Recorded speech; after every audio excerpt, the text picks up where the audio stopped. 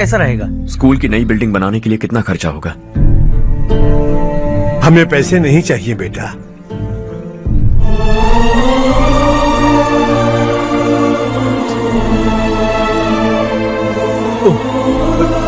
देखो बेटा, तुम यहाँ कुछ स्टडी करने आए हो। इन सब की तो हमें पहले से आदत है। हम मिलजुल के सुलझा लेंगे इसे। अगर एक इंसान दूसरे इंसान की मदद ना करे तो एक ही समाज में रहने का क्या मतलब है? मैं जानता हूं बच्चों को पढ़ने में तकलीफ हो रही है, ये लीजिए।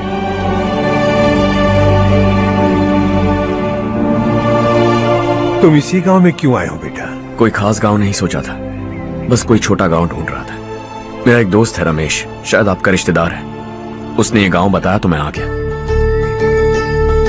अब तक तुम्हें रमेश बाबू को बेवकूफ समझता आ रहा था, लेकिन रमेश बाबू को हमारी कितनी फिक्र है। उसे फोन करो और कहो कि जल्दी गांव आ जाए। ठीक है भैया। उसे देखे बहुत दिन हो गए हैं ना।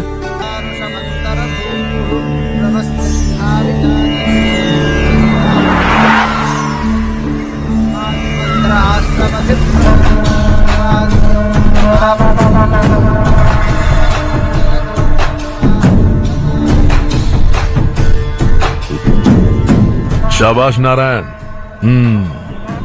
मेरे लाख मना करने के बावजूद तुम चट्टान की तरह डटे रहे और अब स्कूल बना रहे हो। इतना सब कुछ करना मेरे बस की बात नहीं है मालिक। ये सब तो इसकी बदौलत हुआ है। इसने हमसे कहा कि अपने पैसे से यहाँ पर स्कूल बनवाएगा।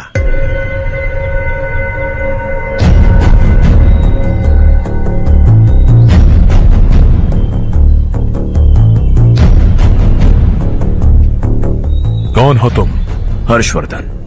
और आप? शशि। इतना बड़ा स्कूल बनवाने जा रहे हो, लगता है बहुत पैसे हैं तुम्हारे पास। बहुत ज्यादा है।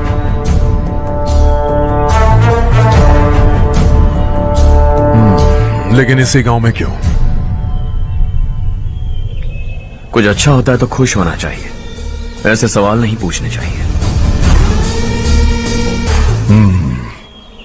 तो स्कूल बनवा रहे हो, बाद में ये कहेंगे कि हमें ये चाहिए, हमें वो चाहिए, तब क्या करोगे तुम? क्या चाहिए?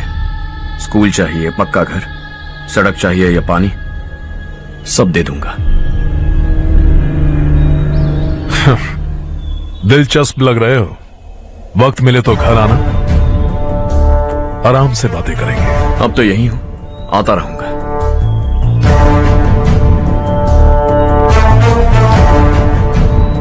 कौन है ये लड़का और ये सब क्यों कर रहा है? मुझे पूरी खबर चाहिए। करने दो ना भाई, वैसे भी बड़े भैया ने कुछ करने को कहा था। काम ये करेगा और इसका सारा फायदा हमें होगा भाई।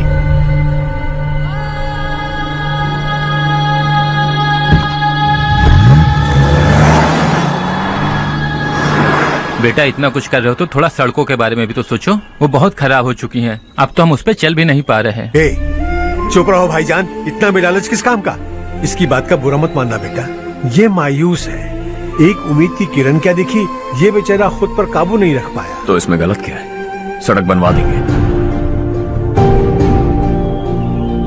ये क्या कर रहे हो? अगर ऐसा करते जाओगे तो यहाँ एक नहीं हजारों समस्याएं हैं। मैं सब ठीक कर दूंगा।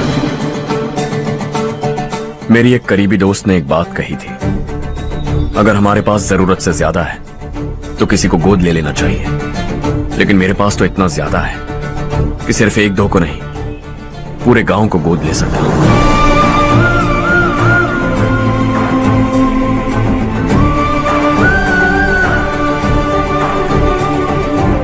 आज से मैं इस पूरे गांव को गोद लेने वाला हूं। बेजान पड़े इस गांव को हंसी खुशी और हरियाली से भर दूंगा।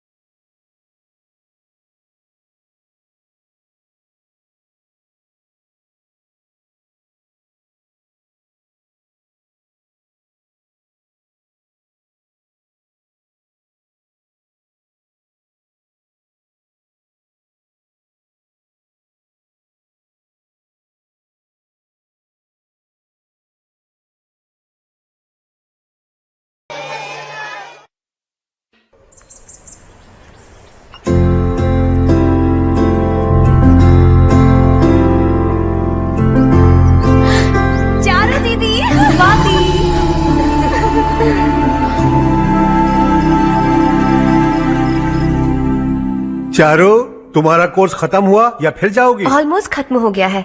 एक हफ्ते के अंदर मुझे एक छोटी सी टीम बनाकर यहाँ पर थोड़े थोड़े डेवलपमेंट टेक्निक्स ट्राई करने हैं। लेकिन सुबह जब मैं आ रही थी तब मैंने देखा मुझे कोर्स में सिखाए गए कई सारे डेवलपमेंट प्रोग्राम्स यहाँ पर पहले से ही हो रहे हैं। मैं तो हैरान रह गई। मुझे लगता था कि अभी तक हमारे गांव में 1% भी डेवलपमेंट नहीं हुआ होगा, लेकिन सिर्फ 3 महीने में ये सब कैसे हुआ? बरसों से हम गांव वालों की तकलीफों को देखकर उस ऊपर वाले को हम पर दया आ ही गई होगी। एक महान व्यक्ति ने हमारे इस गांव को अपना लिया है बेटा। इस गांव के साथ साथ हमारे नसीब को भी बदलने के लिए वो लड़का दिन रात सुबह शाम मेहनत कर रहा है। अजी सुनते हो, खाना लग गया, आ जाइए। हाँ।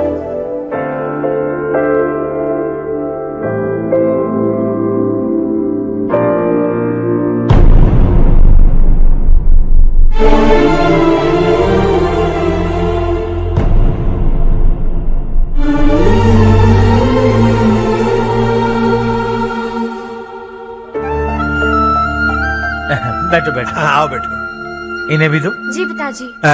ये मेरी बेटी है। ये वही लड़का है जिसकी मैं बात कर रहा था। ये हमारे रमेश राव का खास दोस्त है। ये दोनों भी एक दूसरे को जानते हैं।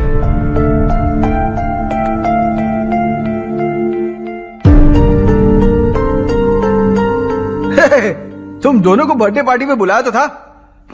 अरे मैंने मिलवाया भी तो था। इतनी जल्दी भूल गए। ये बर्थडे वर्डे छोड़ो और हाँ। अपनी शादी के बारे में सोचो। ठीक है आंटी जी, अब बस भी करिए।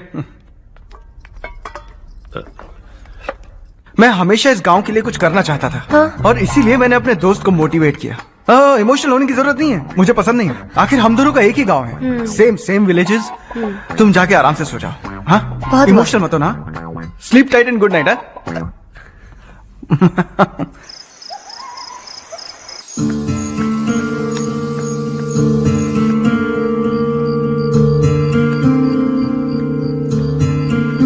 ये सब क्या हो रहा है?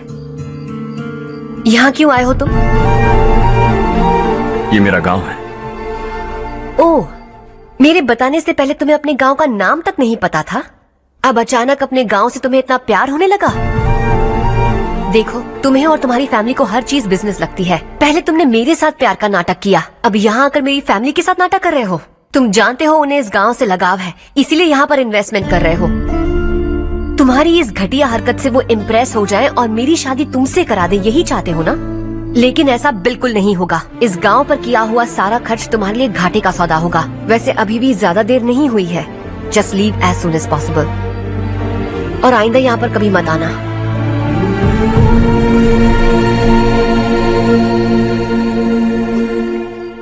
मैं क्या सुन रहा हूँ हर्ष? तेरे और चारू के बीच लव अफेयर चल रहा है? वो लड़की तेरे टाइप की नहीं है। हाँ, तुम दोनों तो एक ही टाइप के हो ना, टाइपिस्ट और कंप्यूटर जैसे। देखा तुमने, इन दोनों का चक्कर चल रहा है और मैं कुत्ते की तरह उसके पीछे घूम रहा था। हे, एक बात बता, चारू तुझसे प्यार कैसे कर सकती है? आईने में अपना थोपड़ा देखा है क्या? Stupid fellow. हर्ष बेटा, आपका काम हो जाए तो आप सो जाइए। मैं इसे अंदर ले जाकर अच्छे से समझाता हूँ। ये अब रोना बंद कर। चल चल। बस करो। देखा तुमने, मैंने कहा था ना तुमसे, थोड़ी और देर रखती तो हाथ लाल हो जाता। अब रंग ऐसा चढ़ा है ना तो पति भी वैसा मिलेगा। एकदम बेकार। ए, क्या कर रहा है तू? तेरी टांगे पकड़ के कुएं में फेंक देगी और खुद उसमें कूदकर तुझे मार डालेगी। उससे पंगा मत ले। चल ठीक से हाथ धो। धो लिया ना? हाँ, ले धो ले। अरे चारू, दिखा तो। अरे वाह, कितना अच्छा रंग चढ़ा है। तुझे तो बहुत अच्छा पति मिलेगा। मुझे गोरे लड़के बिल्कुल पसंद नहीं है। सांवले लोग ही अच्छे लगते हैं मुझे। काला हुआ तो भी चलेगा, लेकिन गोरा लड़का तो बिल्कुल भी नहीं। कल जो कुछ भी हुआ चारू को पता नहीं, लेकिन एक बात पक्की है कि तुम उसे पसंद नहीं। उसकी बातों से मुझे समझ आ गया है। देखो, चारू जब मेरी हो जाएगी तब भी हमारी फ्रेंडशिप बरकरार रहनी चाहिए। I beg you. जैसा तुम कहो। अब फिल्म में हीरोइन को हीरो के बारे में गलत फहमी हो गई चारू। आजकल की लड़कियां बहुत जल्दी में रहती हैं। मुझे भूल जाओ, मुझे भूल जाओ, यही कहती रही। लेकिन आखिर में अपनी गलती का एहसास हो गया उसे और चिपक गई हीरो से। ठंड बढ़ती जा रही है, एक काम करो, ये ले लो तुम। ये फिल्मी पना मेरे सामने मत करो, ठीक है? दांत तोड़ दूंगी मैं तुम्हारे। चुपचाप चलते रहो।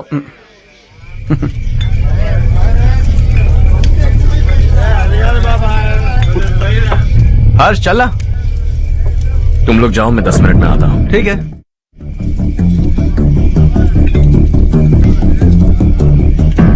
ये क्या है? देसी है, तेरे को भी दूं क्या? मैं गांव को साफ कर रहा हूँ और तू उन्हें जहर पिला रहा है। निकल यहाँ से। नहीं जाऊंगा।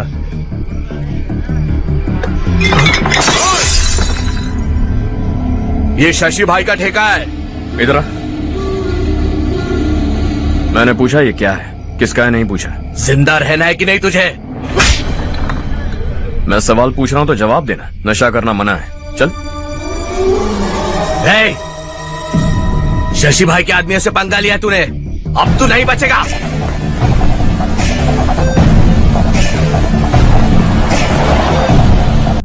वो भी तुम्हारी तरह नेक ही था।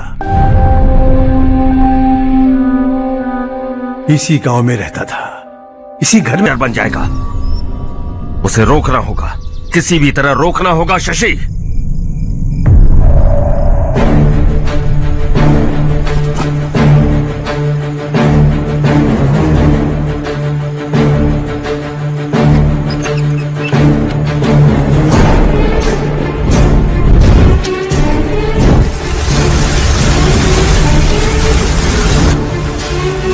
अरे ये क्या? अरे आग लग गई! अरे देखो! हजारों ख्वाब देखे थे हमने, नई रोशनी का इंतजार था हमें, लेकिन अचानक सबकी जिंदगियों में अंधेरा छा गया।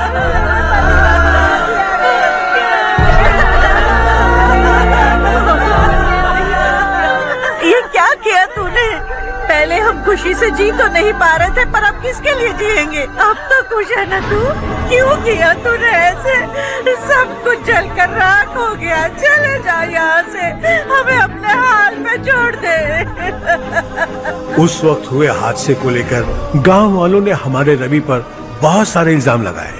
पूरा गांव गलतफहमी के अंधेरे में खो गया। डेयरी में मरने वाले लोगों का इल्जाम रवि के सर मढ़ दिया गया। पुलिस वालों ने रवि की एक बात नहीं सुनी और रवि को गिरफ्तार कर लिया।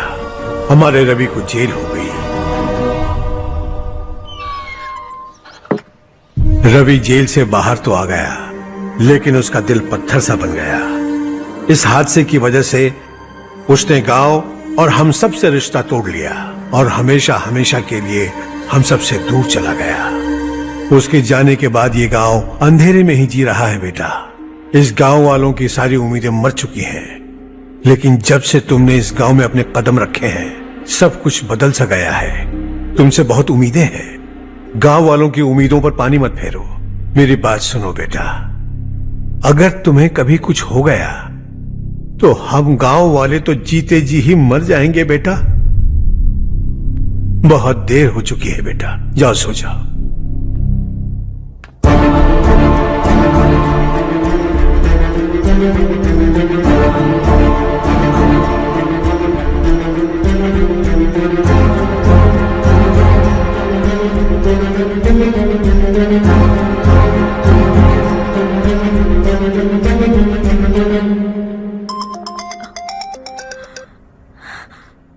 हेलो। हाय माँ। कैसे हो तुम बेटा? मैं ठीक हूँ। वैसे कहाँ से कॉल कर रहे हो तुम? पापा हैं घर में।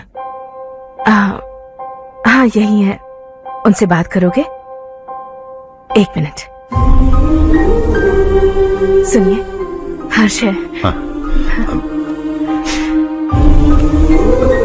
हर्षा, कैसे हैं? डिस्टर्ब तो नहीं किया ना? ऐसा कुछ नहीं बेटा, तुमने मुझे कॉल किया। You know how much it means to me. अब हॉलीडेज कैसे चल रहे हैं? Are you enjoying yourself? बहुत अच्छा लग रहा है। अगर आप दोनों यहाँ होते तो और भी अच्छा लगता। अब हाँ हाँ क्यों नहीं, तुम्हारे आने के बाद प्लान करेंगे। When are you coming back? Harsha, आवाज नहीं आ रही बेटा। बाद में कॉल करता हूँ।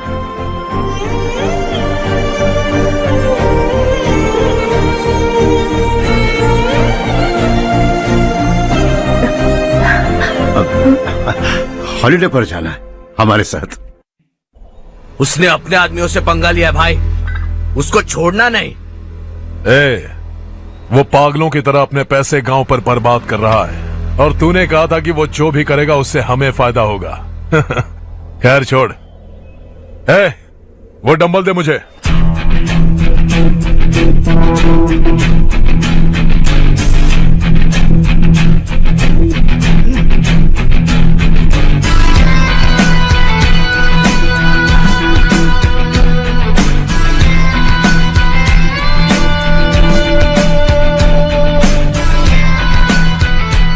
आउटडोर जिम तो सही है बॉस।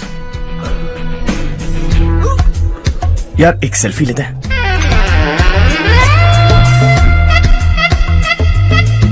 फिटनेस अवेयरनेस होनी चाहिए। कल तूने मेरे आदमियों से झगड़ा किया ना? जानता है ना ये मेरे आदमी है। इन्होंने आपका नाम बताया ना? तुम्हारा नसीब अच्छा है, रात को बच गए। अगर हाथ में आ जाते तो पता नहीं कितने टुकड़े करता है। तेरा नसीब अच्छा है जो इन लोगों ने आकर मुझे बताया। अगर ये लोग चाहते ना तो वहीं तेरा गेम बजा देते। जरा इन लोगों के डोले शोले तो देख। तुझे मसल के रख देंगे। मैं भी तो वही चाहता। Bye phone. हाँ भैया। शशि, मुझे मिनिस्टर के पोस्ट से हटा दिया। मैंने बहुत कोशिश की लेकिन कुछ नहीं हुआ। मैं यहां से गांव के लिए निकल रहा हूं। देखते हैं क्या करना है। ओए, हम जल्द मिलेंगे। तुम्हारी तकदीर बनकर सही वक्त पर फोन आ गया। Lucky boys.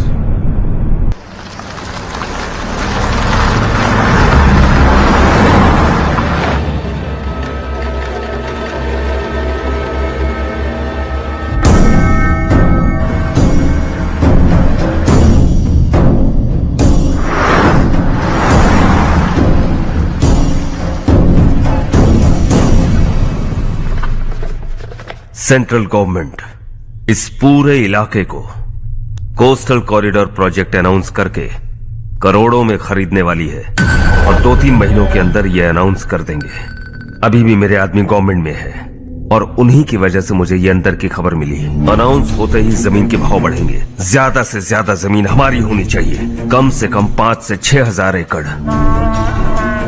किसानों को 10 या 20 हजार देकर उनकी जमीनें हड़प लो। अगर किसी ने नाटक किया तो उसे काट कर फेंक दो। ऐसा मौका बार बार नहीं आता शशि। इस बार हमें लाखों करोड़ों बनाने हैं।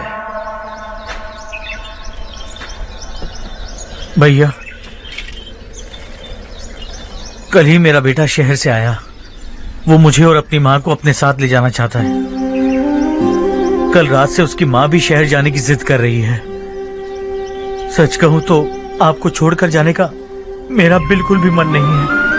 अगर आप उसे समझाएं तो शायद मान जाए। तू मेरा सगा छोटा भाई है सुरेश। मैं तुझे कुछ भी बोल सकता हूँ, लेकिन तेरी बीवी को कैसे समझाऊंगा? और अब तो तेरे बच्चे भी कितने बड़े हो गए हैं। मुझे लगता है सुरेश, तुम भी उनके साथ शहर चले जाओ। उन्हें अच्छा लगेगा। वैसे भी हम लोगों ने एक साथ बहुत वक्त बिताया है। और जाओगे तो कहाँ जाओगे? शहर ही जाओगे ना? जब भी मन करेगा आ जाऊंगा।